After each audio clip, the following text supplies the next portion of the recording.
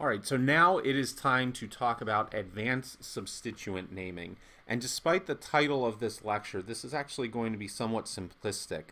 However, it's a very important skill to obtain if you're going to name all the different compounds that you come across. So what happens if we have examples like we see down here, and we've got a group that we come across, and that group is not as simple as just calling something methyl, ethyl, isobutyl, isopropyl, something of that nature.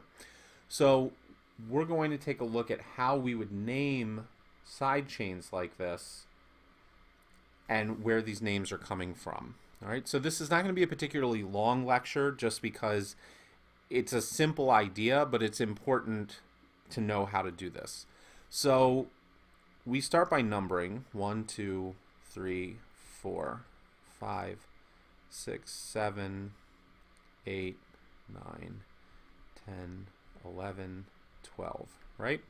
So we have a dodecane as the main chain. Now the question is, what do we do with this up here?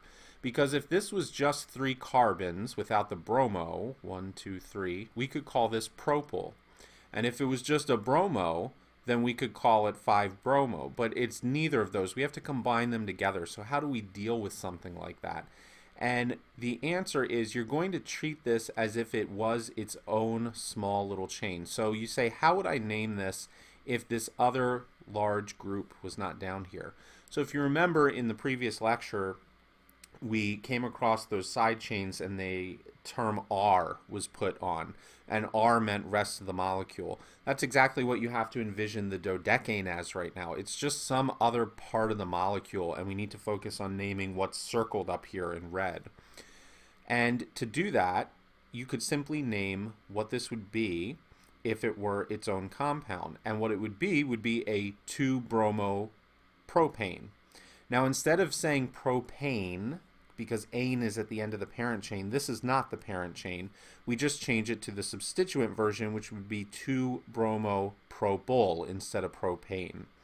Now, you have to keep this in parentheses because all of this, the 2-bromo-propyl, is found at position 5 right here.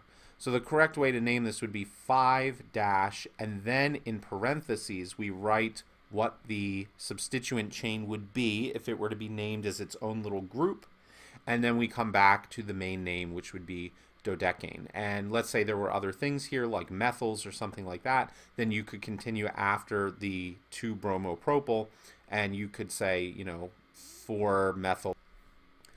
So what do we do with this compound over here? And don't worry if you don't know about the methoxy term. We're going to get to that when we start talking about the functional groups in a couple of lectures from now. So we do the same premise as what we did over on the left. We're going to number this. 1, 2, 3, 4, 5 is going to be where this group occurs. 6, 7, 8, 9, 10.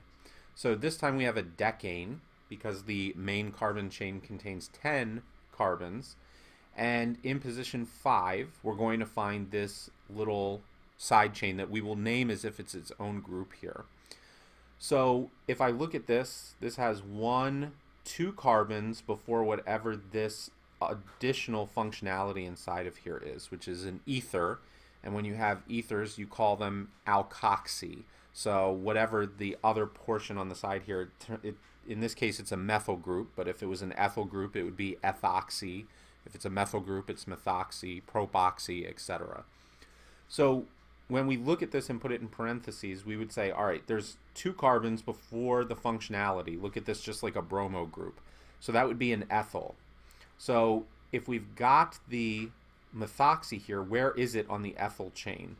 Well, the ethyl starts, it has to start where the connection to the R group is. So this would be 1 and this would be 2. Now note, if this was actually its own chain, we would reverse it because we have to give the lowest number priority to the functional group. But because this is a substituent itself, we have to base the numbering of this substituent on where it is attached to the parent chain, because the parent chain is the largest priority. So we say 1, 2, that's ethyl, and in position 2 we have the methoxy group. So we put that together and we say 2-methoxy, because the ether is the functionality on this ethane chain. And with 2-methoxy, we then put ethyl on top of that. So you get at position 5, we have a 2-methoxy ethyl decane. And that is how you would name that compound.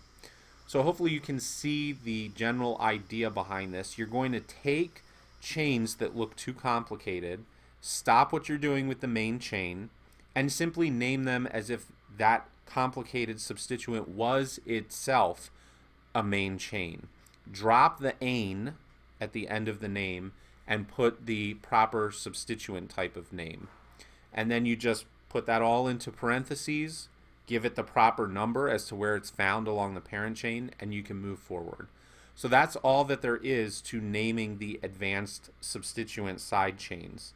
So we will move on to the next lecture here, where we are going to finally start talking about cycloalkanes. What happens when you have ring systems? Because we treat them slightly different than when we have the open chain systems. So I will see everybody over there for the next lecture.